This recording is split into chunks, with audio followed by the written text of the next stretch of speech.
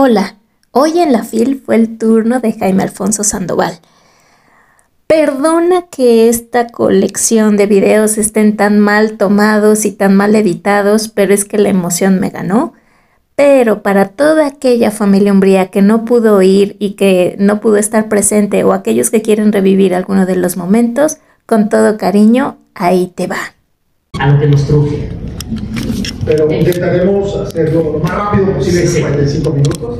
Tengo de hecho un sello que es una visa para visitar Mundo Umbrío. Entonces, así como si fuera récord Guinness, pero no se preocupen, mientras vayan con su sello, ya se fueron. Es un sello oficial. Un sello oficial.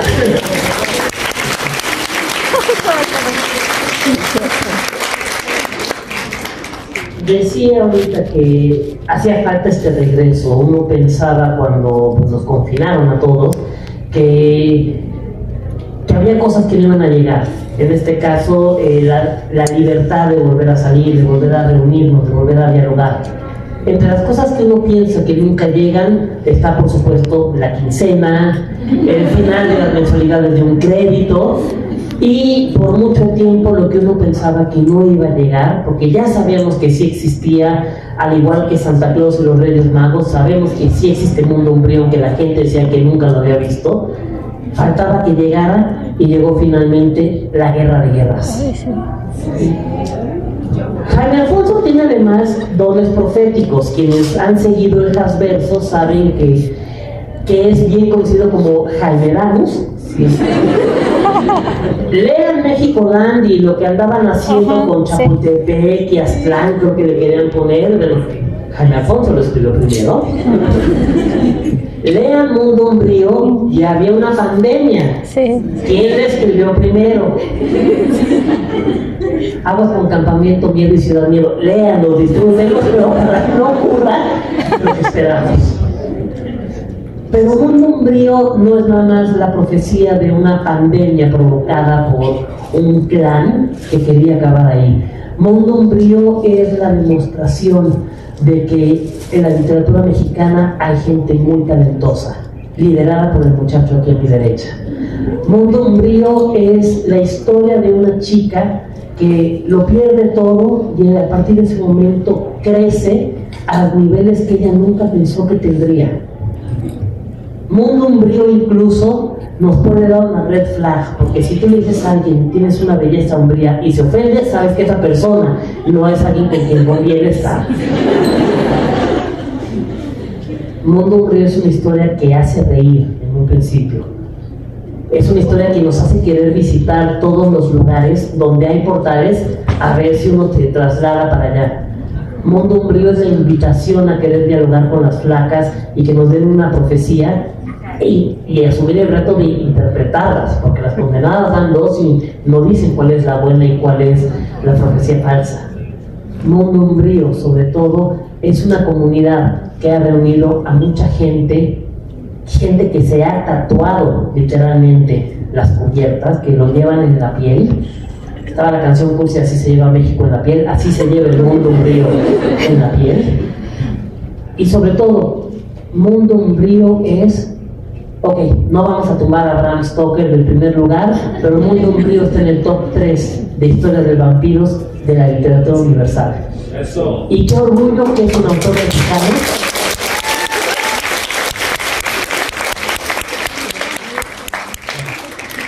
Qué orgullo que tiene tantas referencias a la cultura mexicana y a la vez qué orgullo que es tan universal que todo mundo, sin importar nacionalidades o dónde la vean, la disfrutan. Todo mundo, creo, se ha enamorado de Gis, de Lina, de Osric. Si alguien es Tim Vania, bueno, no se le va a juzgar. Respetamos la diversidad de pensamientos, de ideales. Ella, pues, hizo lo que tenía que hacer, en su cabeza obró bien.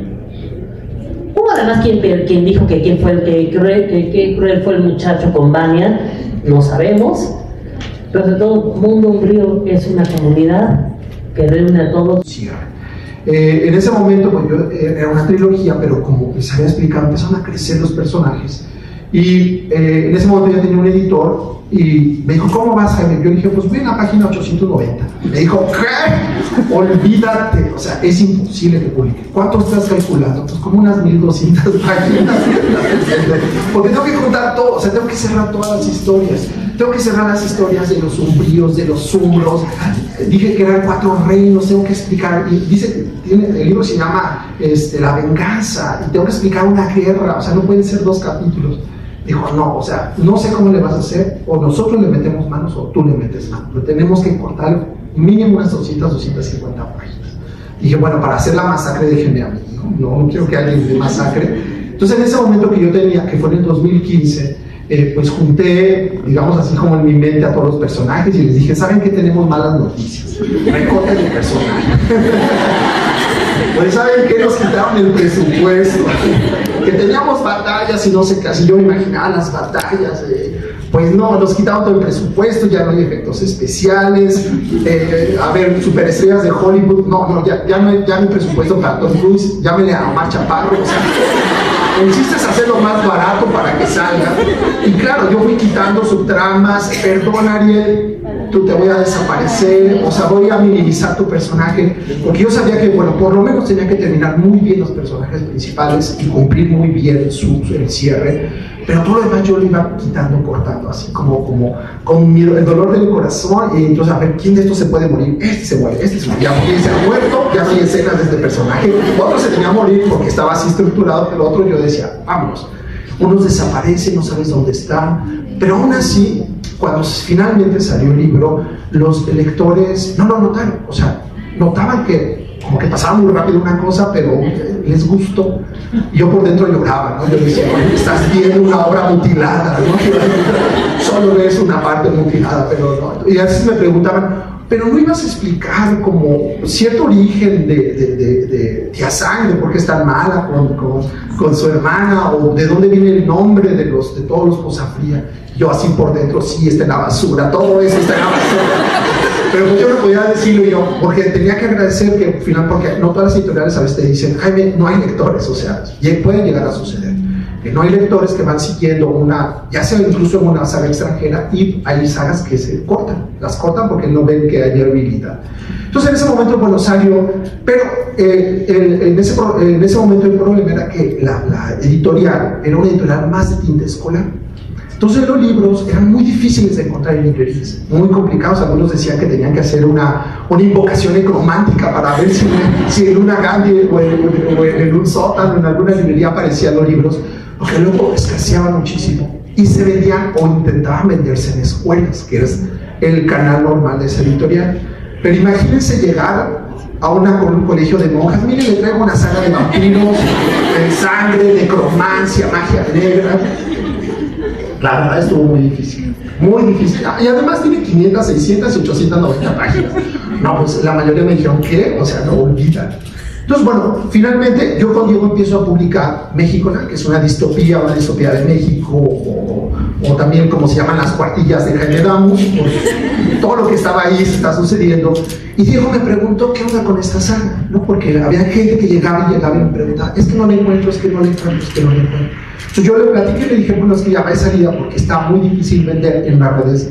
Y me dijo, Diego, pues ven, pues vamos a publicarla aquí donde está ya publicado. Entonces en ese momento dije, pues déjame ver. Finalmente yo les dije, no sufran más, querido, de vender a los colegios esta saga, puedo llevármela. Y ellos dijeron, como que les quité un peso encima también. Dijeron, está bien.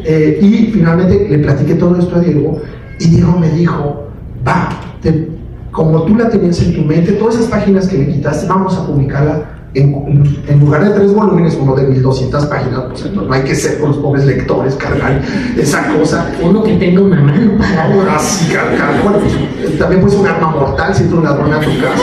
Sí, me dijo, vamos a dividirlo en 2 partes, pero reintegra todo eso. En ese momento, por dentro yo le decía, pobre Diego, no sabe que yo escribo por kilo, porque también va a caer en la maldición.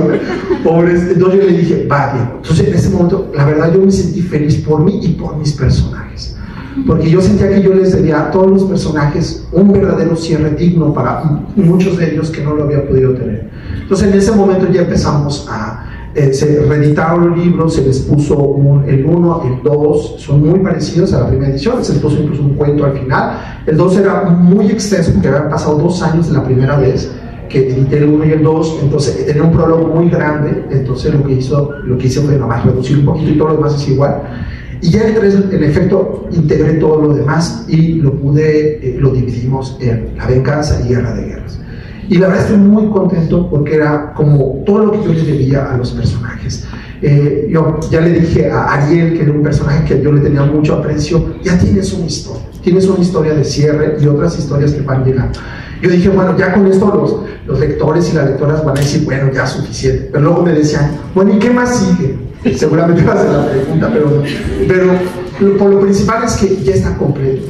Entonces, en ese momento, creo que yo me sentí muy en paz con el libro, con el proyecto, con una carrera y un proyecto que me había tomado 13 años de mi vida, escribiendo y reescribiendo todo esto para poder llegar a una edición definitiva. Y me da muchísimo gusto de saber que estoy caminando con ustedes, porque además si existe Mundo Umbrío, si existe Mundo Umbrío 1, 2, 3 y ahora el 4, es gracias a ustedes.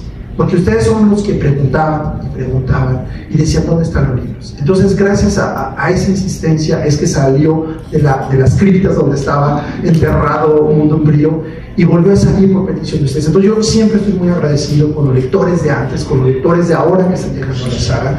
Y me da muchísimo gusto. Entonces, yo siempre le digo cuando vuelvo a ver a Toño Malpica, mira, Toño, no me he hecho rico, pero sí he hecho muchos amigos. Y amigos muy queridos. Amigos y amigas muy queridos. Entonces, muchas gracias por estar aquí.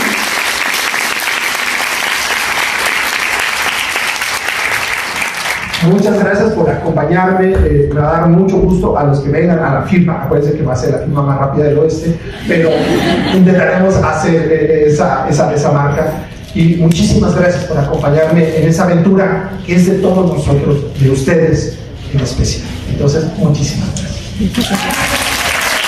No solo tu calidad lectora, sino tu calidad como ser humano. Jaime Alfonso, quienes me han tratado, es un gran amigo, es una persona entrañable, es alguien muy noble. ¿Cómo siendo tan noble puedes hacer tantas batallas tan sangrientas a los personajes de esa manera? Pues yo les digo, no se vayan con la finta de las aguas mansas. O sea, sí, yo tenía una vez escribí una telenovela política, y me tocaba hacer todos los villanos. Y perdí un amigo por eso. Porque me dijo, yo pensé que tú eras buena persona. Porque yo veo a esas escenas y los villanos, le digo, solo alguien muy siniestro podía escribir estas cosas. Yo dije, oye, no, oye, pues, es como los actores, a veces tienen que salir de asesinos, no son asesinos, o sea, esa es la parte. Pero lo que pasa es que a mí me gusta mucho el terror, me gusta mucho el terror, y yo creo que todas esas pulsiones, yo creo que todos los personajes del Mundo Umbrío de todos mis libros tienen una partecita de mí, a veces pequeña, a veces mucha, gran parte. Y creo que mis partes más siniestras las puedo como explorar en los villanos, que también tienen una parte de mí. Entonces, por ejemplo, bueno, no soy como Vania, obviamente, no soy tan... A mí me divierte mucho Vania, a la gente la odia. Un libro una vez lo encontré casi asesinado en una firma de libros. Yo dije, ¿qué le pasó? Le pasó un camión encima, estaba realmente muy mal el libro. Y era porque se enojó tanto con Vania, la lectora, que se agarró al libro a golpes. Lo lanzó, lo pisó, todo lo que no le podía hacer al personaje. Yo le decía, no te preocupes, no existe, o sea, Vania es un personaje, no te la vas a encontrar, no te va a hacer daño, pero tenía que sacar, o sea, porque le generó un sentimiento. Entonces, bueno, yo creo que todo eso sale de imaginar. Tú puedes imaginar lo mejor y lo peor como escritor. Tú puedes imaginar lo más bello y lo más siniestro. Creo que entre más imagines como todos los espectros que estén en tu cabeza, tienes más capacidad de creación y de contar historias. Entonces, no sé de dónde viene. Algunos me dicen, por ejemplo, una vez me preguntaron, oye Jaime, ¿por qué todos tus personajes son huérfanos? O les falta un papá o una mamá, o no tienen ninguno. Y no me había dado, yo dije, no es cierto. Y yo, claro, me empezaron a enumerar, no sé, son huérfanos. Y yo dije, necesito ir a terapia. Me di cuenta en ese momento que... pero no sé, igual si voy a terapia me curan y ya no escribo así. Entonces mejor, mientras no sea urgente, igual me la puedo librar. Pero algo en mí está ahí para escribir todo eso. algo de ti como persona, obviamente, pero también no solo en tu oficio como escritor, que bueno, el Hasverso existe, todo está conectado.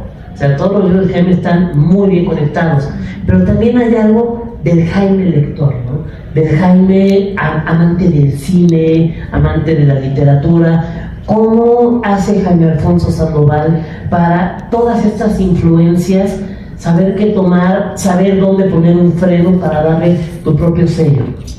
Realmente mis libros tienen, pues, cuando uno empieza a leer, por ejemplo, yo como escritor, son mis maestros y mi admiración por los escritores.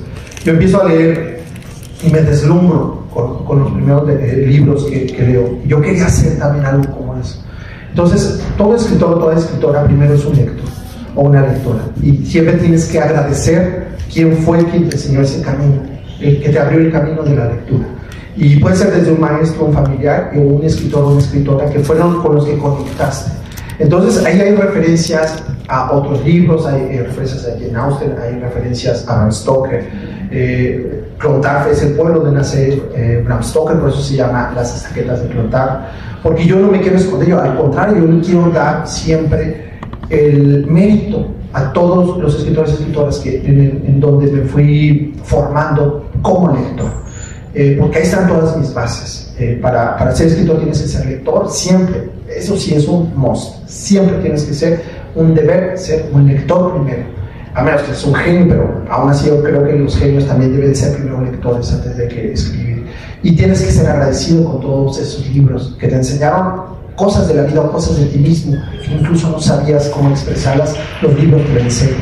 Entonces ahí están en todos mis libros, hay referencias a literatura griega, a Shakespeare obviamente, a literatura hispánica, al boom latinoamericano, todo eso está impuesto. Y está puesto para quien lo quiera tomar, o sea, no es necesariamente que lo ponga, pero yo solamente los pongo ahí para dar gracias.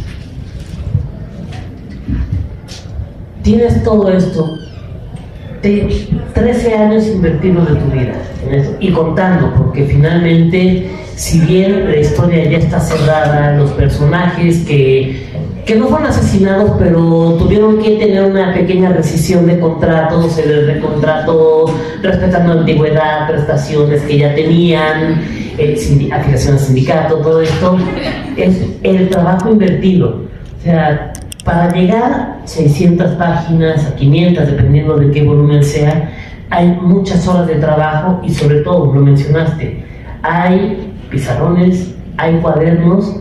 Ya has dado a conocer un poco en tus redes, hay una umbreopedia que fue básica para poder tener esto, sobre todo por una razón. Jaime no solo tiene el respeto a su oficio, es el respeto a los lectores, la congruencia. Es muy fácil, después de 2000 páginas, uno piensa, aquí le voy a cachar, aquí se le pierde, y no, todo está perfectamente estructurado, perfectamente hilado. Si alguien quiere encontrar una incongruencia a Jaime, busque a cualquier otro Jaime, porque Jaime Alfonso Sandoval no se le va una. Pero esa disciplina, ¿cuánto te llevaba a eso? ¿Y dónde están todos esos cuadernos? Todos esos existen, esos cuadernos, en efecto. Yo creo que tengo un trastorno obsesivo compulsivo, pero muy bien como encaminado. O sea, como que pude encaminar ese trastorno obsesivo compulsivo porque me ponía a pensar, o sea, cuando estás escribiendo algo, eres una muy mala persona. Puedes ser muy buen escritor, pero eres muy mala persona porque no te concentras en nada. O sea, sales con amigos o sales con tu familia y tú por dentro estás pensando, o sea, si solo me tengo una estaqueta, si hay una estaqueta aquí, entonces si esa estaqueta aquí, y tú estás todo en tu mente, y digo, no, es que no puedo mencionar eso, porque no paras, porque no es un trabajo como de oficina, incluso las de oficina no paran, pero ese te acompaña, porque siempre que tu cerebro está encendido, estás en el proyecto, estás trabajando. Entonces yo, justo como estaba haciendo un universo tan complejo, yo tenía que llevar el control para ese universo. Entonces yo lo que hice era llevar todo como si fuera una especie de enciclopedia o una audiopedia, donde yo hacía ficheros, hacía la antigüita, dibujos, ficheros, árboles genealógicos, armamento, comida, dichos de la abuela, hasta cómo hablaba cada personaje. Yo sabía cómo hablaba cada personaje, qué dichos tenía, hasta los libros que leían los personajes.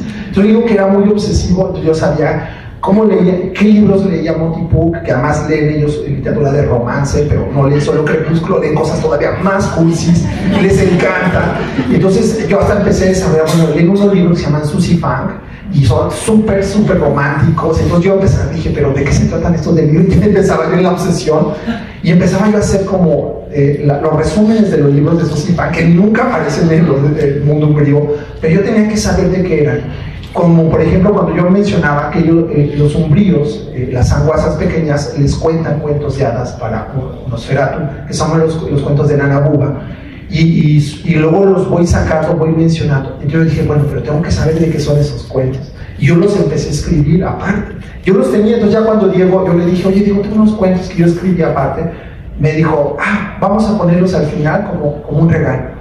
Porque yo tenía todo eso proviene de un material extra que yo tengo, porque yo tenía que sostener ese mundo, y ese mundo no es real, pero es verosímil.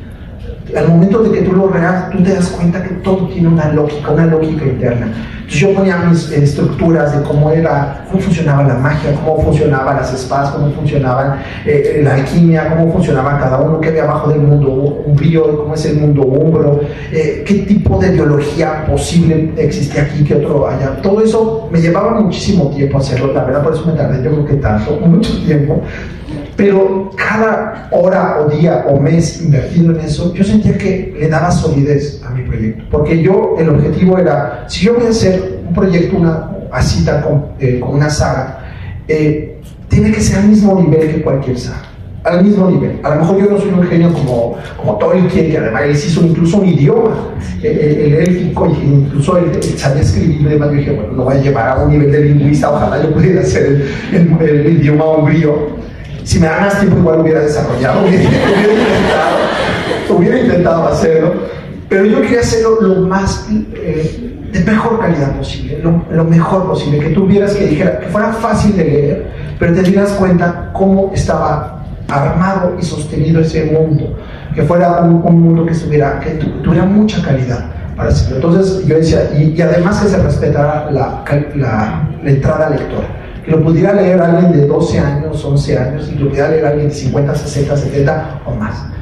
O si es umbrío, pues de mí, pero que lo pudiera leer que fuera una puerta muy grande para el mundo de la lectura. Entonces, bueno, fue mucho trabajo, pero la verdad me gustaba muchísimo hacerlo. Y me daba como tranquilidad saber que yo podía responder cada pregunta que me hicieran acerca de ese universo. Yo sabía de dónde se sostenía. No solo eso, sino que no tenías soluciones sacadas de la manga. Alguna vez lo dijiste en una plática con Javier Sotero, en estas primeras charlas virtuales con el confinamiento, que no puedes sacarte que de repente sacó su espada de rayos láser y los mató a todos, porque nadie lo iba a creer, por supuesto. Sí, claro, es que el mundo tiene que ser consistente. Sabes que es un mundo que tiene elementos fantásticos, pero por ejemplo, si lees Harry Potter y en el libro 3 Harry Potter tiene vista de rayos láser, dicen, a ver, si se permite la magia, puede volar, pero hay hechizos. O sea, hay un sistema que te permite creer que Harry Potter puede levitar, puede montar un coche y volar, pero hay un sistema de lógica dentro. Si tú la rompes porque dices, bueno, es que todo se vale, no todo se vale. No todo se vale, hay reglas internas dentro de ese mundo. Entonces yo sabía que tenía que conservar muy bien las reglas, sabía, porque es como un juego. Cuando tú tomas un género fantástico, tú dices, estas son las reglas del juego, y los lectores y la lectora se lo toman muy en serio el juego. Dicen, me estás retando a jugar esto, voy a ver, si tú rompes una regla, te lo voy a señalar. Y entonces ahí en el efecto pueden ser lectores o escritores que de pronto crean que van a engañar a los lectores cuando ya se cansan y dicen, bueno, aquí entonces salió una bolsa mágica y ¡pum! Ya se mueren los malos, ¿no? Ya, y no dice, no, a ver, ¿de dónde salió esa bolsa? ¿Quién la tenía? ¿Qué hechizo tenía? ¿Era buena? ¿Era mala? Entonces tienes que explicar. Y todo eso yo lo hice, yo lo fui armando y haciendo para sostenerlo, y en efecto yo no quería dar ninguna salida fácil y que todo fuera de alguna manera orgánico. Hay cosas, por ejemplo, del libro 1 que se responden 1500 páginas después, que yo explico por qué estaban ahí, por qué Lina y Gi se conocen en ese sueño, aparente sueño. Yo le explico como 600, 700 páginas más dónde estaban y por qué llegan a ese punto y por qué se conocían en ese punto. Porque yo lo había armado como si fueran unos planos, porque en esos planos yo iba a armar un edificio, que yo tenía que tener unas muy buenas bases. Pero bueno, todo eso lo fui haciendo, por eso me llevé tantísimo. Tanto tiempo invertido, sabes que vale la pena cuando ves salones como este, llenos de gente que quedó enamorado de ese mundo umbrío, ya no hasta de Varia, que por ahí alguien le dio la mano. Creo que parte de enriquecer esto es justamente la oportunidad en estas ferias de libro de diálogo con los lectores. ¿Qué te parece si abrimos una pequeña sesión de preguntas y respuestas? Todavía hay un poco de tiempo. Si alguien quiere preguntarle a Jaime, es el momento para ello. De inmediato. Adelante, Carlos, este es el momento para aprovechar. Es aquí, por favor. Intentaremos no dar muchos spoilers en el proceso. Aquí preguntaron sobre el personaje femenino de Lina. Claro, fíjate que yo llevaba ya 10, 12 años como escritor profesional en el momento que entré a escribir Mundo Umbrío. Me di cuenta que yo no tenía ni un solo protagónica, ninguna mujer como protagónica en mis historias. Claro, porque es lo más fácil. Yo me daba cuenta que me iba por lo más fácil, porque decía, siempre agarraba a un protagónico masculino y agarraba. Dije, entonces me voy por lo más fácil. Y casi todos mis libros eran en primera persona, entonces era un chico que contaba la historia. Entonces yo dije, me tengo que poner un reto mejor. O sea, si quiero evolucionar como escritor, tengo que poner un reto. Y tengo que hacer una protagonista femenina, que con las características de Lina, además, que es una niña genio, que en el fondo es una joven, porque emocionalmente tiene 13 años, arranca con 13 años y va creciendo en el transcurso de los libros, que tiene un coeficiente intelectual muy alto, no es perfecta y a veces puede pecar de que sabe todo y no es cierto. La pueden engañar porque hay alguien siempre igual de inteligente que ella o más. Entonces todo eso yo lo quería montar. Yo dije, me voy a poner un reto, porque lo más fácil sería agarrar un personaje masculino, primera persona. Dije, no, va a ser en tercera persona. Yo no he hecho un narrador omnisciente y un personaje femenino. Y entonces ahí me di cuenta de toda la riqueza que tenía este personaje. Y además, si te das cuenta, todo el universo del Mundo Umbrío, los personajes femeninos son los más fuertes. Y yo eso sí no lo fui planeando como tal.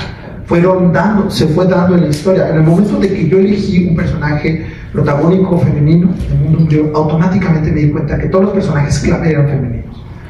Entonces yo me di cuenta, dije, claro, es que por el miedo bueno, ¿cómo entrar así como escritor? Me di cuenta, dije, no, es que tengo que evolucionar como escritor. Yo tengo que meterme en la mente de todos los escritores y tocar diferentes voces, puntos de vista y todo eso. Y fue un reto para mí hacerlo, la verdad. Porque antes hice 8 intentos de Mundo Umbrío, diferentes, otros personajes eran los protagónicos, contaban la historia de otros personajes, y no me funcionaba, lo veía hasta que me puse ese reto y me empezó a gustar cuando encontré la voz que narraba la historia. Y fue a partir de eso. Entonces yo estoy muy contento, justo porque sea Lina mi personaje, y creo que resulta que el protagonista es femenino de mi proyecto más ambicioso que he hecho, que es Mundo Umbrío. Entonces, fue por eso justo, para poder crecer con esto. Mencionar que los villanos tienen algo de ti. ¿Qué villano del Mundo Umbrío tiene más de ti? ¿Cuál es más tú? Mira, pues, de Cerberus no creo, porque yo no sabía que iba a ser tan sexy, yo pensé que iba a ser repulsivo. Y me empezaron a decir los lectores, oye, qué sexy es Cerberus. Y yo dije, pero es terrorífico. No, pero es sexy. Hay que ver quién necesita terapia. Entonces ese personaje sí se me salió un poco de las manos, como el mismo Rick también se me salió de las manos. Yo creo que, Rick es como mi hermano. Yo tengo un hermano menor, que ya no es menor, ya es un señor, pero cuando era niño era muy Rick, porque cómo le encantaba llorar a mi pobre abuelito. Y yo creo que de los villanos, hay un punto que Luna Negra lo que la consume es el rencor. Y puede destruir y ser muy destructiva. Y obviamente yo como persona, cuando tienes mucho coraje o sientes que alguien te hace algo injusto, a todos los seres humanos es normal que tengan unas ganas de vengarte. Entonces, unas ganas terribles de vengarte, pero te frenas porque dices, no, pues voy a terminar en la cárcel en Santa Marta Catitla. Y dices, bueno, creo que me tengo que controlar, tengo una presentación en minería. Entonces, te controlas y buscas una manera civilizada de agarrar o aguantarte. Pero con los villanos no tienen freno.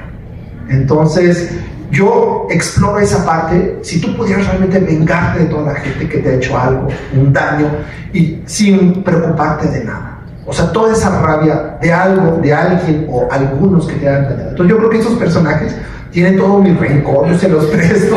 Y yo les digo, ahora sí, adelante. O sea, atásquense en el rencor y claro, lo lleva obviamente a un lugar terrible, todo eso, ¿no? Pero creo que Luna Negra en esa parte se parece un poco a mí. Yo no llego jamás a esos puntos de rencor y ganas de venganza, pero a veces soy rencoroso cuando gente, pero también se me olvida muy rápido, afortunadamente. Entonces yo creo que quien más tendría de mí sería en todo caso.